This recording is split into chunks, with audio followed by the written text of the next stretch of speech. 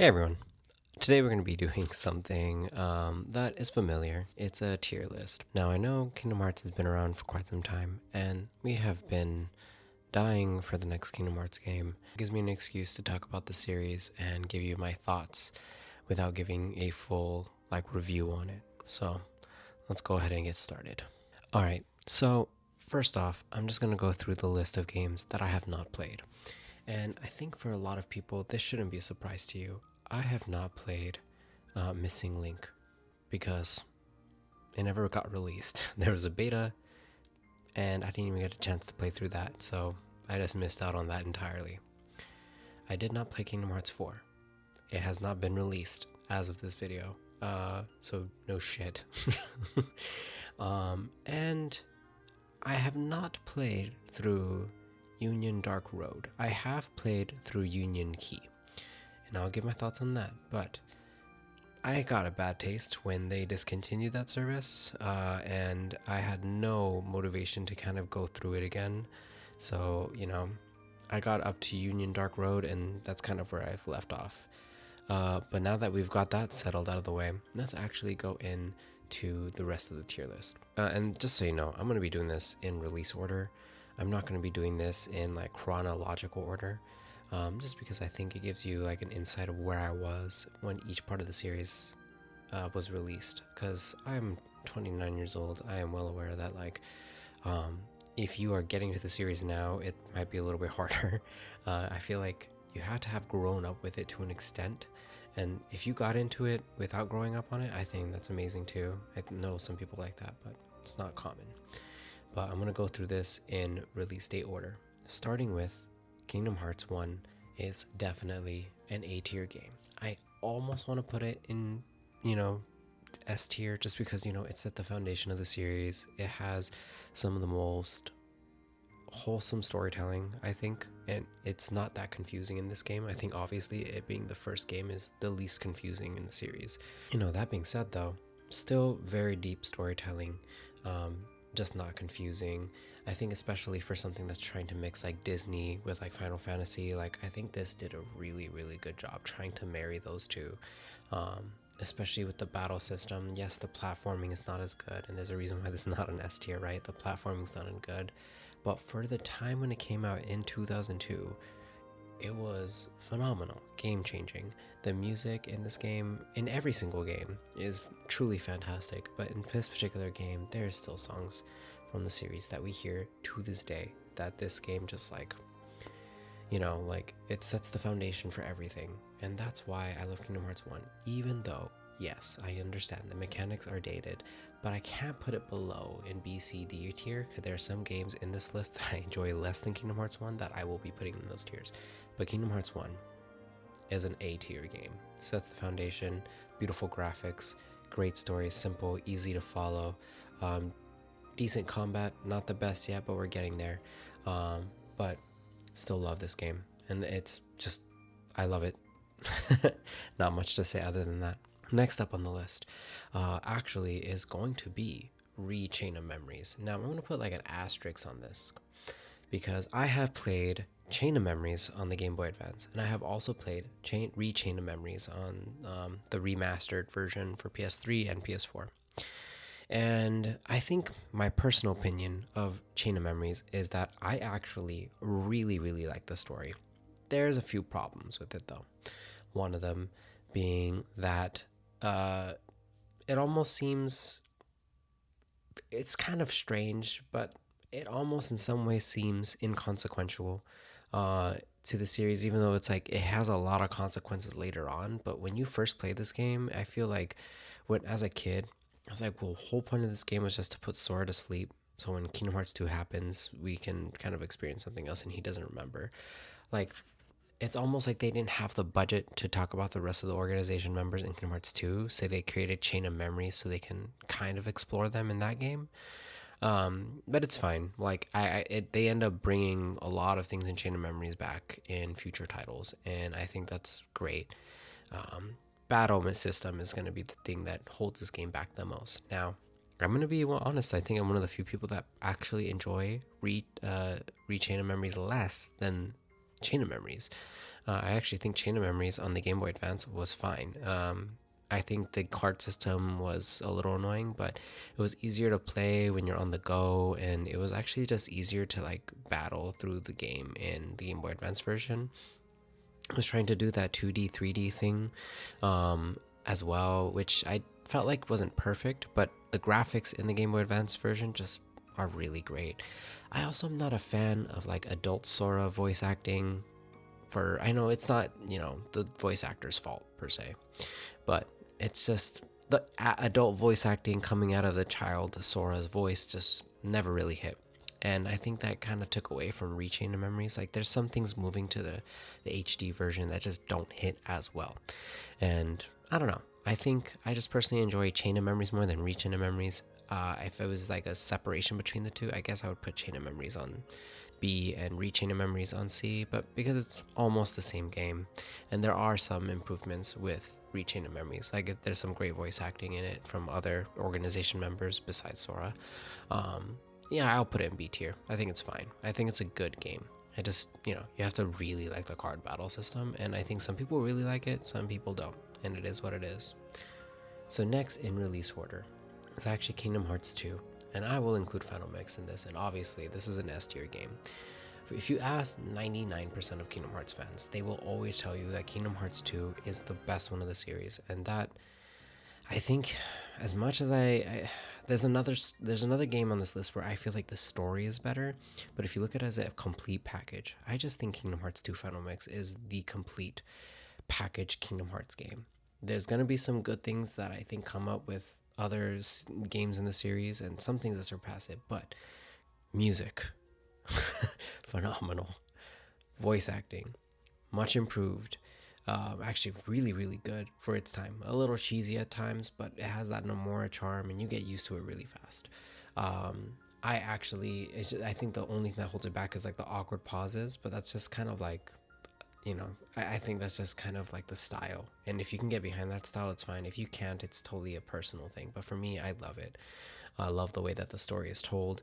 I love all the things that they introduced. I love all the story things that they introduced, the complexities of it too. I don't care. I love the complex nature of Kingdom Hearts. And it's not for everybody, but I personally love Kingdom Hearts 2 complex nature.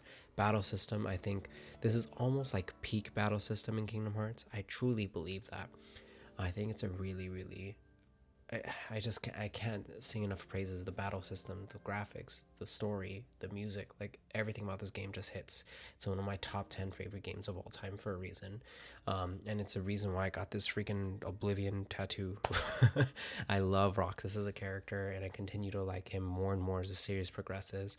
I love Kingdom Hearts 2. There's like not too much to say about this that like I feel like I would change my mind with. I felt this way about the game for the longest time, and actually the first time this is probably the first Kingdom Hearts game I actually completed, and then I went back to play the rest. But Kingdom Hearts 2 was the first one, and it was at my cousin's house. First time playing through it was a phenomenal experience. Like I had Chain of Memories on the Game Boy, and I was playing through it, and then I just stopped playing it to get to this, and then I had to end up going back to play it because I was a little bit confused. But holy shit, what an amazing game, right? I love Kingdom Hearts 2.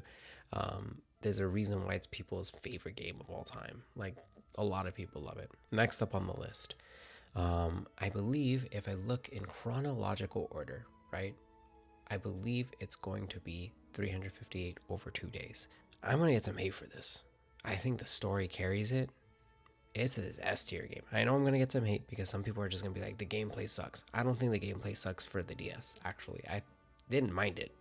Yes, the routine of it is like, oh, you're doing just missions and fighting things, but I feel like the gameplay of that really adds to the story. And as a kid, just having your DS on the go, it was a great, fun pick up and play game, especially for its time. The fact that they were able to do the graphics as well as they did in this game is really, really good. And in fact, even in some cases, I know this is going to be like a weird opinion, but like the kind of downgrade in graphics at some points and the simplicity of like the cutscenes, I think that actually adds to it. Kingdom Hearts 2 had great cutscenes, but there were also these cutscenes where like they had like these static faces, and it didn't quite blend well with other cutscenes where like the faces would be fully animated. In Kingdom Hearts 358 over 2 days, because they had to simplify it, all the faces were kind of like static, but there was like also like there was a consistency to it. And I think that actually helped in its favor, especially for being on the DS. It's an impressive looking game on the DS, and impressive game to play. I actually really loved the like Tetris level up system too. I thought it was really really unique. I actually recently replayed it, loved it still. Like I actually really enjoyed this game. It's not gameplay wise Kingdom Hearts 2, but story wise, holy fuck, this is the best story in the series. And it's a side story, and I think that's insane. It connects to the main story really well. It's emotionally impactful. It punches me in the gut. Like there's so many things, and also just the Sunset Trio, right? Like that's, to me, the trio I'm most emotionally invested in. Some people will say the Wayward Trio from Birth by Sleep. That's actually a really good one too. But for me, Sunset Trio, just them being nobodies, the whole thing, the way that they got to know each other, the way they would just, after work, go sit down, have ice cream, like make a routine.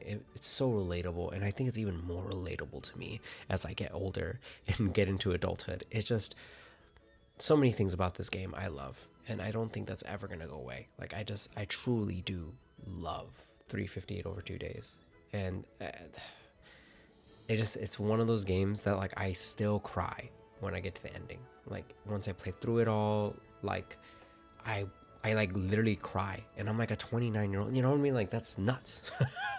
And there's some games where I've experienced the emotional cutscenes so many times to the point where like I'm just not emotional about it anymore, but this is not one of those times.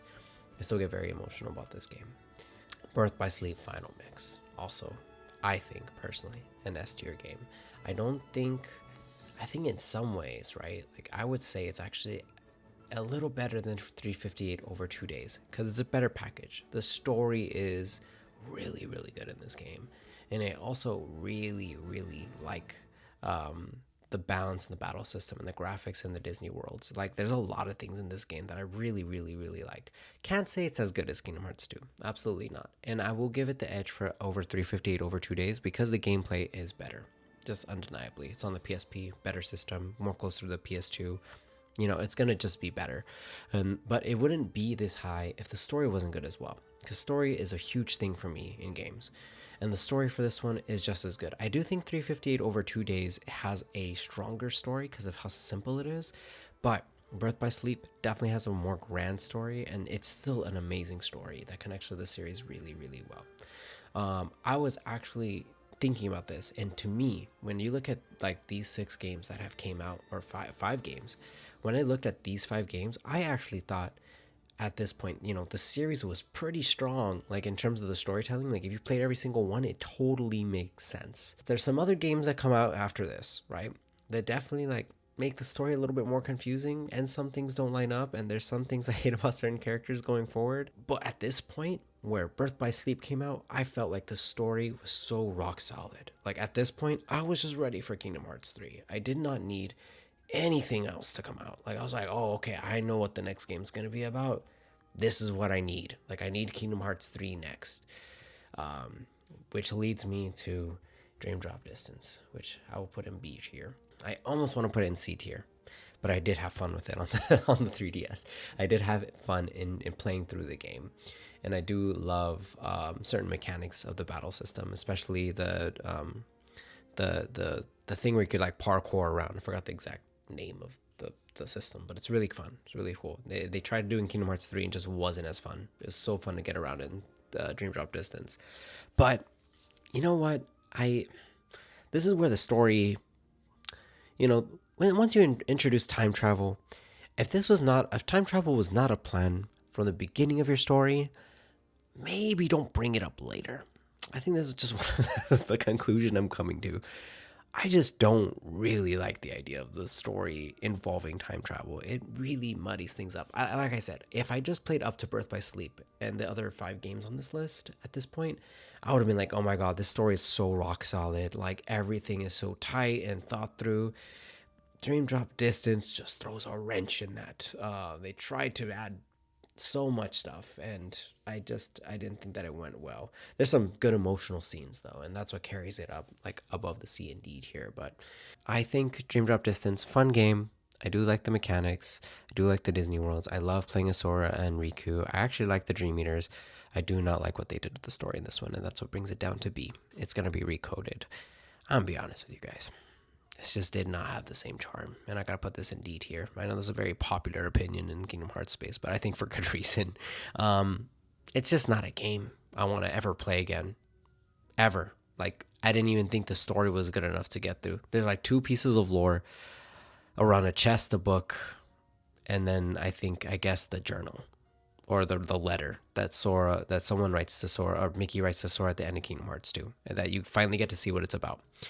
Other than that, honestly, just watch the fucking cutscenes. This is one of those games where I'm like, just watch the cutscenes or read up about it on the wiki. You don't need to play this fucking game. I really don't like Recoded. I actually skipped Recoded because I didn't even want to talk about it. I went to Dream Drop Distance, but Recoded was technically next, and I just don't like that game. I can't even say it was fun, to be honest with you. It's kind of monotonous.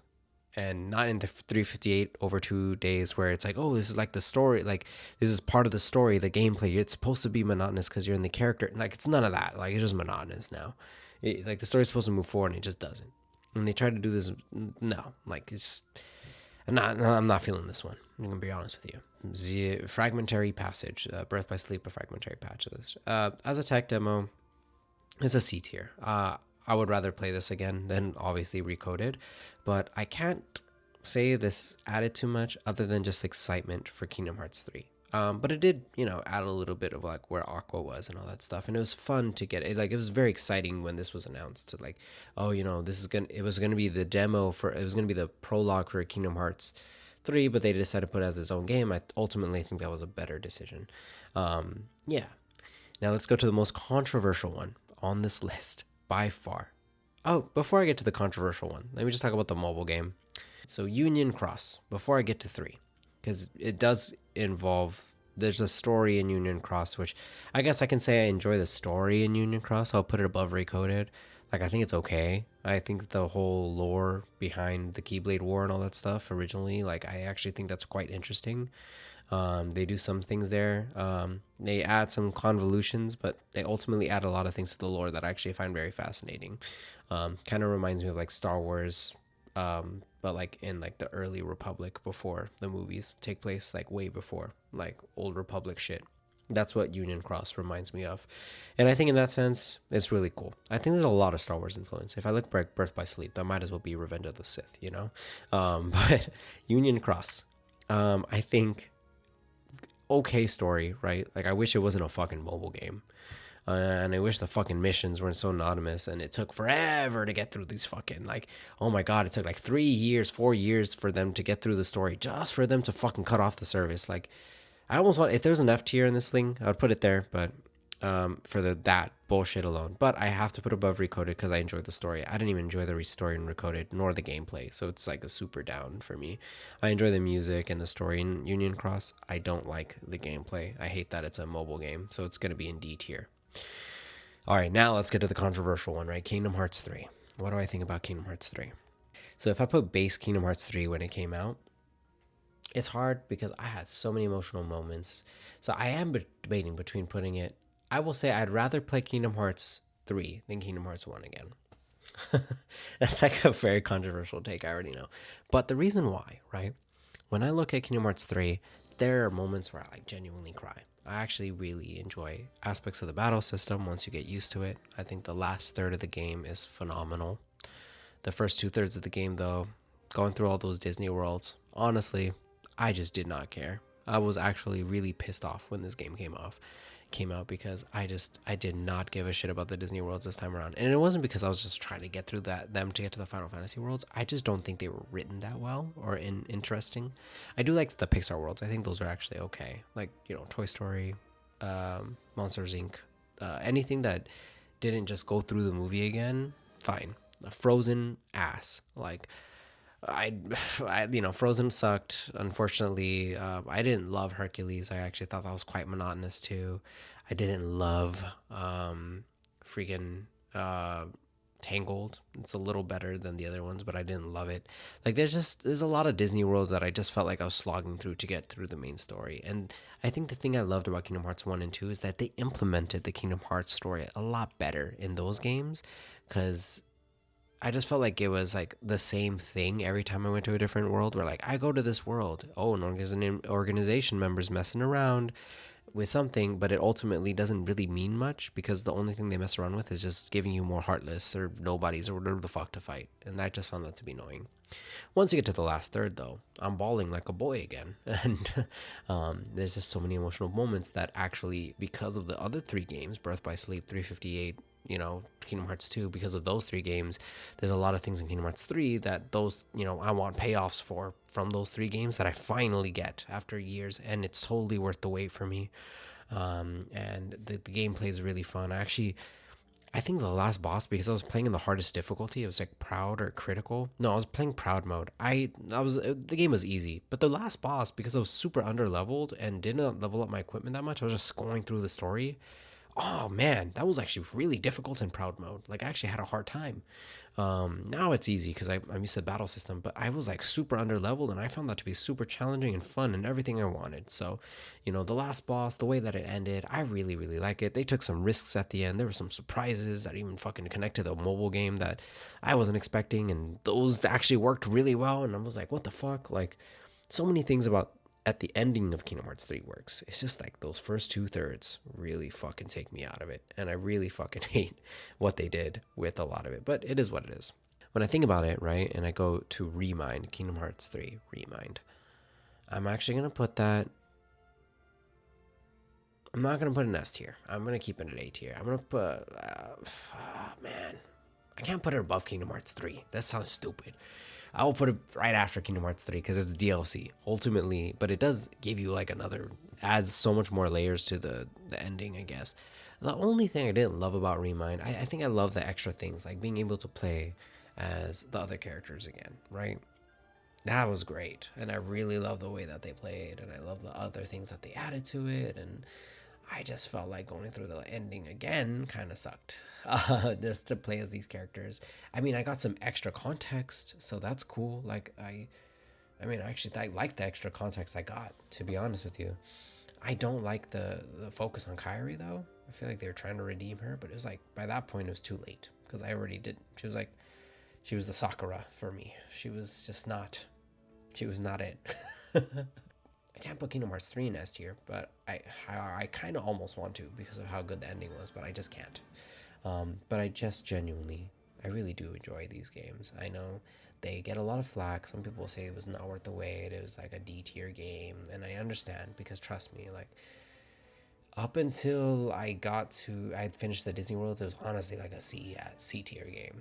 But once I got through that last third, I fucking went up so much. Like the extra bosses too, like the secret. Oh man, I almost want to put Remind above for Kingdom Hearts 3 sometimes just because of those final boss battles. Like what makes it like like the reorganization battles, like the ones where you get to refight them, and then the secret boss battle that you get. Like those are the best fights in the series. Actually, I actually think those are the funnest fights to play in the series, more than Kingdom Hearts 2. I can't believe I'm saying that, but that's just how I feel.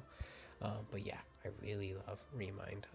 The bosses, I hate some other aspects, but I ultimately really enjoyed it after all. I'm just gonna be real with you. Look, you guys know I'm a music person. You guys know that I love the Final Fantasy Theorhythm games. So obviously this is gonna be an S tier game for me, only because gameplay. Like I don't think about this game for the story at all. Like the story's like whatever. But the gameplay, I'm a rhythm game guy. That's what it is. Like this is either you love it or hate it kind of game. I love rhythm games. I love the Theorhythm series. I love being able to play through my favorite composer is Yoko Shimomura, and like I get to play through all my favorite Kingdom Hearts music and actually get to play rhythmically all those games, and I like the mechanics of it. I like the jumping to I genuinely enjoy the rhythm mechanics of that game. So I just genuinely enjoy the game overall. I don't really have much to say about it. I just think it's all right, fine, because the story is like whatever. I'll put an S tier. But I'll tell you this: I'd rather go back to Melody of Memory than slog through the first 2/3 of Kingdom Hearts 3. So, but no, I'll put it behind Kingdom Hearts 3. It feels wrong. All right, It's moved down a bit, moved down to A tier, but I don't have to put Kingdom Hearts 3 above because it's made me cry. Melody Memory did not make me cry, but I just enjoy the music and the gameplay like that much that I can put an A tier, and I'm perfectly happy with this list. Now, when I look at this list, I think it's interesting because there's a lot of games in this series that overcomplicate things, and it comes like in the second half of the series development, which has me slightly worried about Kingdom Hearts 4, right? Because I want to think of that game as a fresh start, especially the way that 3 ended. I think Kingdom Hearts 4 would be a great fresh start, and I hope I could put Kingdom Hearts 4 in like S tier, but I just don't know if that's going to be possible. They gotta really win me over with like the Yozora stuff and the friggin' tying it to like Versus 13 again, because again, if you saw my Final Fantasy tier list video, you know I really actually enjoy Final Fantasy 15, but I just wish the potential was realized, and I don't think Kingdom Hearts 4 is gonna like redeem that game. Especially because they're still trying to have all the Disney stuff. I just don't know how it's gonna work out, so we'll see. I mean, I'm hopeful that it will come out better than Kingdom Hearts 3. I actually really like the art style a lot more, to be honest with you, because I felt like Kingdom Hearts 3's art style was a little weird. It was a little okay at the time, but I really like the art style for Kingdom Hearts 4. Unless that's just for that world, that kind of sucks, but you know, we'll see.